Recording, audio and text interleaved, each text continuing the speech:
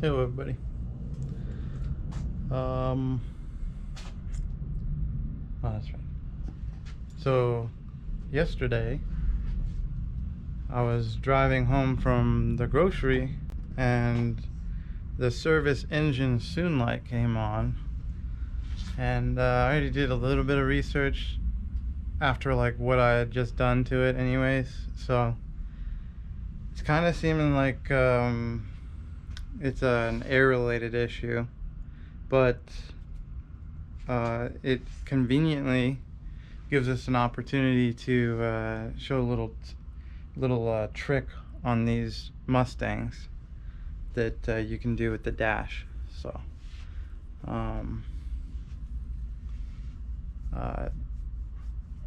we'll try that, and then if that doesn't work, I have a code reader as well. So got a little code reader. So if we can't figure it out that way, at least there's a bunch of other options besides the codes. What are they called? DTC.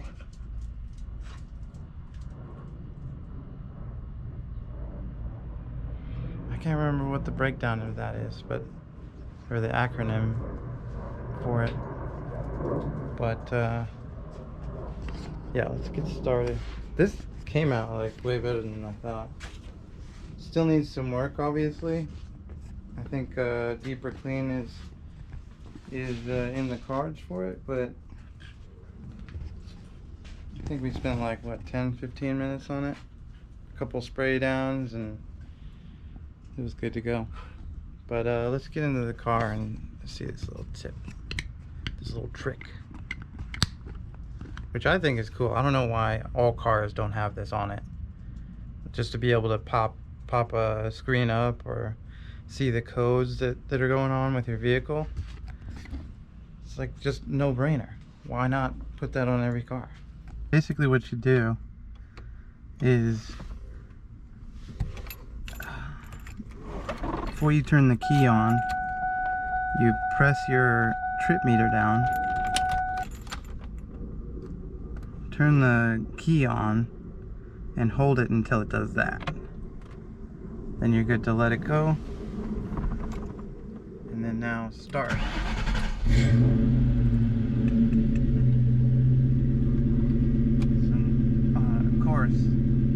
course the light's off. So anyways, this you can like cycle through, and then basically tests all of them. I'm not sure what that is. E02.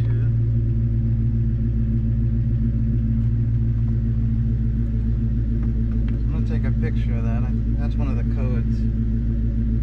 It's pretty cool that it kept it.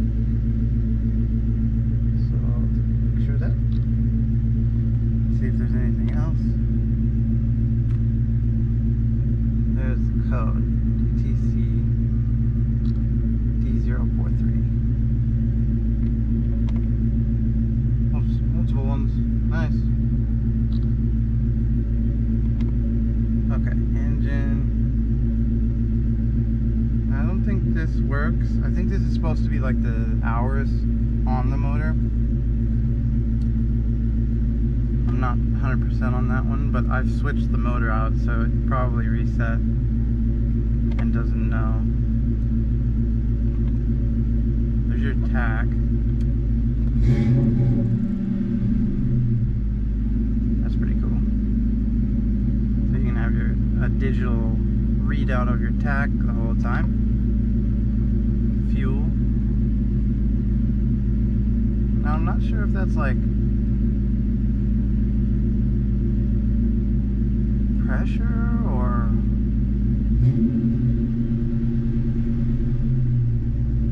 doesn't really raise whenever you rev it. I'm not sure about that one either. Battery. I think I'm gonna use the code reader anyways, because the last time I used these, it was a little difficult to like find the codes, the meanings of behind the codes. So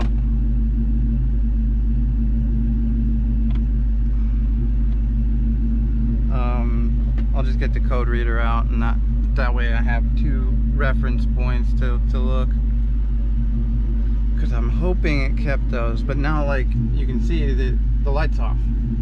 So unplugging the battery last night, which is I always do, because this car has like some kind of parasitic drain on the battery. Still, I took a shoddy installed security system off of it probably a year ago now. I might actually put that in. Yeah, put that in, Ken. Put it.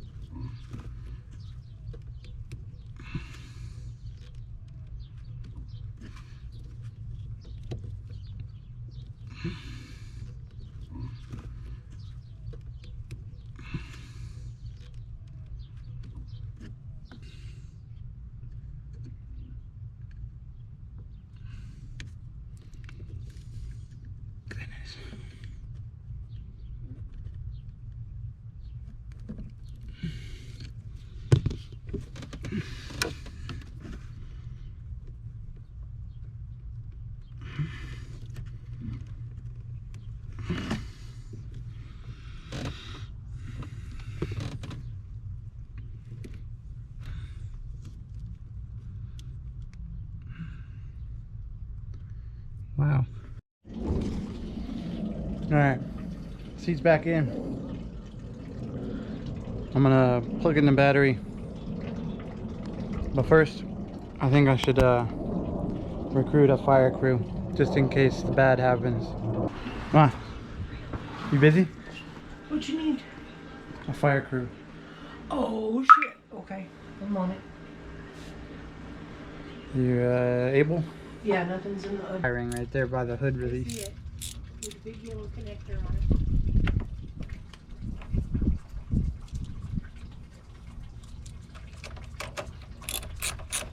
it. Even if the battery's charged enough anymore. Did you have it on the charger? Yeah, I charged it. Okay. But It shouldn't have drained it. ready? There's nothing like that. Ready? Yep. You heard it click?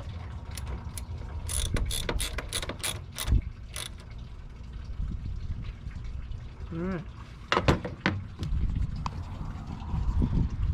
So far, no smoke. okay. I'm having a feeling that if it does, it'll be right here, so. Yeah, it ain't going anywhere.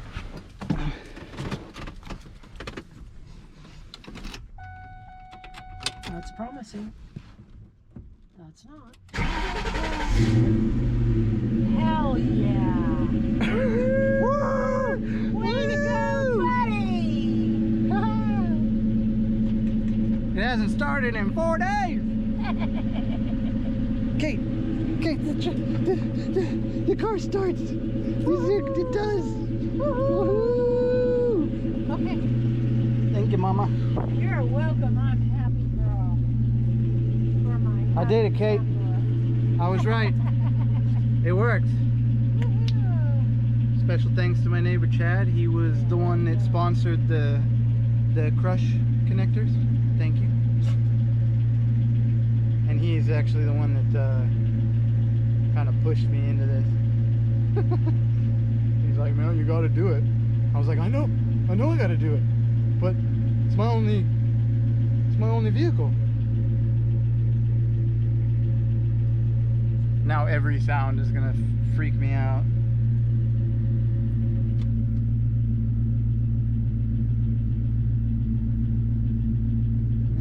Nothing's shocking me. Oh man, I'm so happy it worked. Ah, that's a sigh of relief. It was just one freaking wire too. I hate wiring for that. Especially that. Because it's like, you could be 100% right. I was like, there's no other way. There's no other place. It was hooked there to there. That's it. And I was right. About a year ago or so, I took out the poorly installed security system, thinking like that was part of it, and it was. Like, you could tell like power was getting to where it needed to be. There wasn't any weird like hiccups or like anything going on out of the norm. It like cleaned up, and you could tell every system was better. But I left it plugged in, and it ended up killing the battery. I don't know what it is or where it's from. Unplugging the battery last night and then replugging it in this morning must have cleared that service engine soon. Let's see if it's any different with the car on.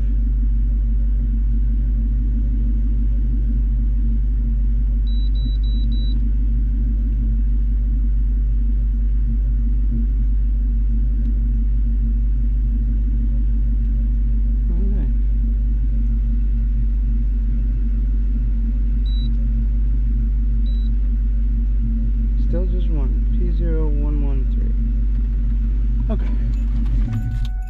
It says it's the air intake sensor. So I think it is that intake that I put in. It must have either a bad sensor on it, or the wiring that goes to it must have gone bad. I think having the better intake, bigger throttle body. I'm pretty sure that the plenum, I believe it's called, the piece that the throttle body attaches to, that's slightly bigger than the stock one. I think having that plus the PI intake manifold, it did change from the Dorman that we had on it, changed the volume, the note that it produces quite a bit. And all the intake noise is so cool. Like under full throttle, you can hear the engine breathing in. It's like adds another element to like the driving experience, because the car is like you're literally connecting with it. It's breathing. It's a living thing. But anyways, I think it's a simple fix. Usually those codes pop up and it shoots to something like there's a hole in a vacuum line or a breather somewhere, or you know, something simple, something's the cause of it. And this one seems like it's a sensor related thing, so fingers crossed that it's just a sensor, because that's just a simple plug and play kind of deal. Switch that out and see what happens. I found out what the DTC codes are. It's already in the acronym. It's diagnostic trouble codes, and they're Ford. I'll try to find the link to leave in the bio. I found a PDF, and there's a bunch of them, like probably at least 100 different codes or more on this PDF. But anyways, those codes on the dash, you can just reference it to that PDF file, and it'll give you about the same like the same kind of consistency that a regular like OBD2 code reader would give you. Like it doesn't, the codes aren't going to give you the exact problem most often than not, unless it's like an actual sensor or something. That's why you never want to hold your breath, because right now I'm hoping that the sensor is the issue. It's the most likely in my head, and the codes say that. But sometimes with vehicles, it could make sense and then end up being something completely different that you didn't even think of, or like didn't make sense at all. So sometimes cars be like that. So, but I'm going to install this IAT, not an AIT. not the mechanic school, an IAT sensor, intake air temp sensor, and then see if that fixes it up, because that's the code that keeps popping up on the code reader. I might have already showed it, but it was P0113, I think. But that's the code for intake air temp sensor. And it's for the DTC codes, it doesn't show you just that it's a sensor, it tells you high or low. So I'm assuming it's connected to, like, if the IAT code, the DTC code comes up high, it's high temp. And then the low one, I'm not sure of whether it's low temp or like low airflow. I'm not sure how it works.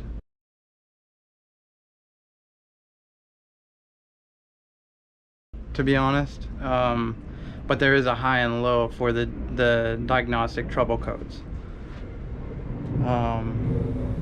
But anyways, it's a cool little trick that the car has, and I couldn't say it enough. Every car needs to have this on it. Like the fact that you have to buy a reader, or you have to go to the AutoZone or O'Reilly's or whatever your favorite one is, or go to a mechanic to at least get the first portion of the problem solved. It just seems like a no-brainer. Like I said, like, have it on every car. That way the person knows, like, hey, I have this problem. You can go to the mechanic or talk to the mechanic over the phone and get a price, you know, or fix it yourself, or try to.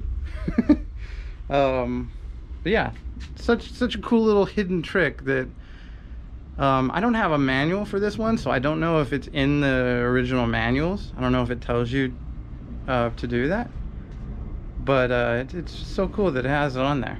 So whoever put that on this make and model, well done. I'm gonna try to do as least amount, like, of course I say that now, but hopefully I don't have to take the whole thing off. But I'm gonna try to just do this first one and pop this off, because that'll free up that, at least in my head. That's what I'm thinking. But I might have to take off more. That's the plan. That's the one thing I do not like about this. It sounds awesome. The extra intake noise that it gives, my goodness, it's so cool. But the IAT sensor location, not good. Not good. Whoever did that, poor form. Grab the, I think it's an 8 mil. What do you guys think? Is that an 8 mil? Kind of looks like an 8 mil. I don't know. I think that's an 8 mil. 8 mil? Looks a little bigger, doesn't it? Is that just me? Nah, that's an 8 mil. I'm going with it. 8 mil. 8 millimeter. Gimme. Let go. Oh, oh.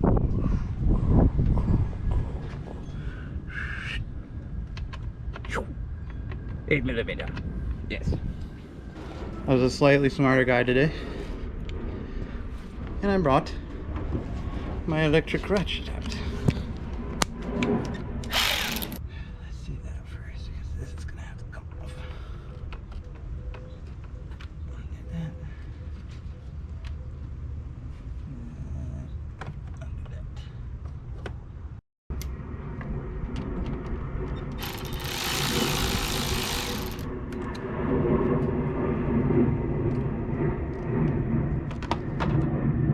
Might be too close.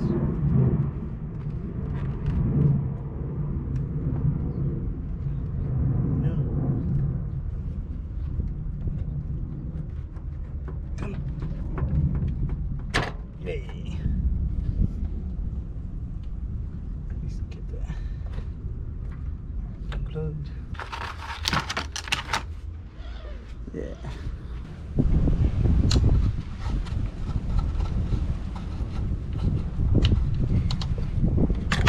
Oh, there it went.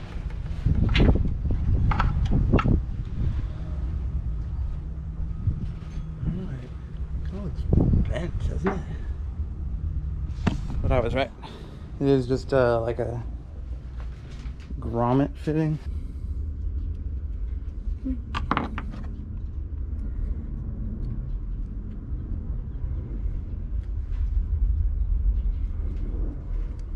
Get to it. Clip better.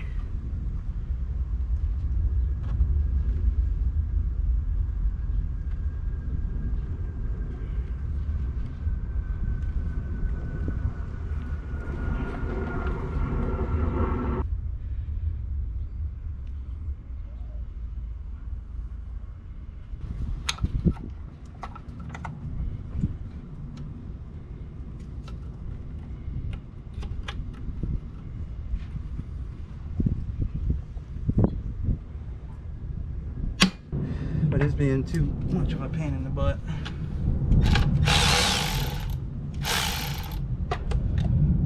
It's just gonna be easier to take the grommet off.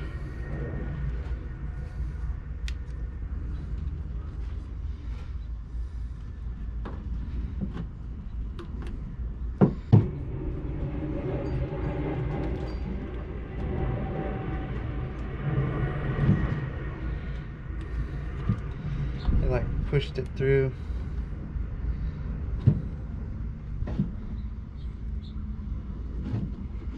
There we go. Yeah, definitely better to take it off. Yeah, don't listen to me. Take it off, do the extra work. You'll thank yourself later. Let's do this bottom one first. It looks like it's gonna be a pain. There we go. See that? I'm gonna leave it undone just until I get all of it back. Oh, it actually went together pretty easy.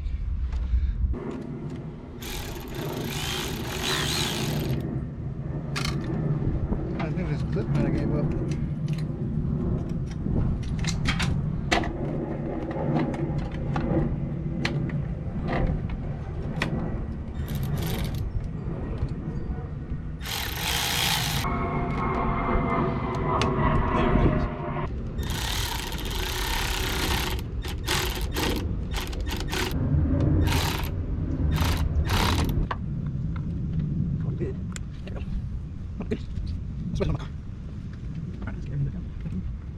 Put back in. Are we in its proper space? Okay. Alright. So far, so good. No light. But I think honestly the test is going to be whenever I get back into the car after I stop. Get back in.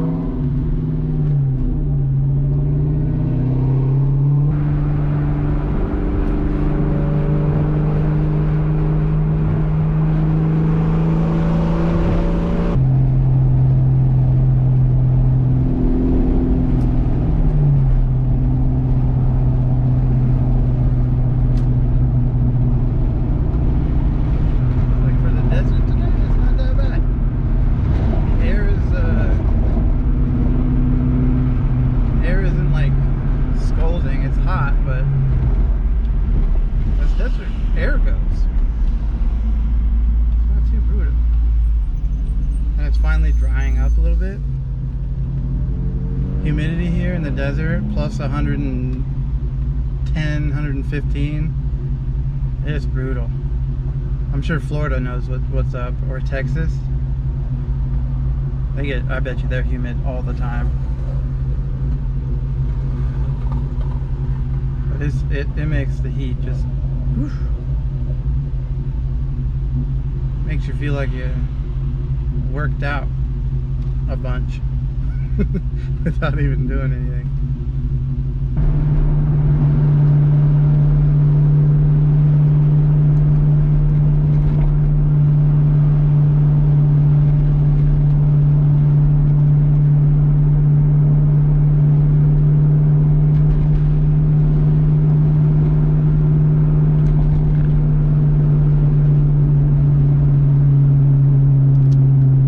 Still no check engine light. Whee! So new. That's gonna do it for this one. Quick little investigation and fix. Alright, no check engine light. Made it home. There and back, no issues, and it would have come on because it was pretty frequent after the issue presented itself. So I'm fairly certain that we got it. But thanks for stopping by. If you haven't subscribed, please. Really helps me out. And be safe out there. Later.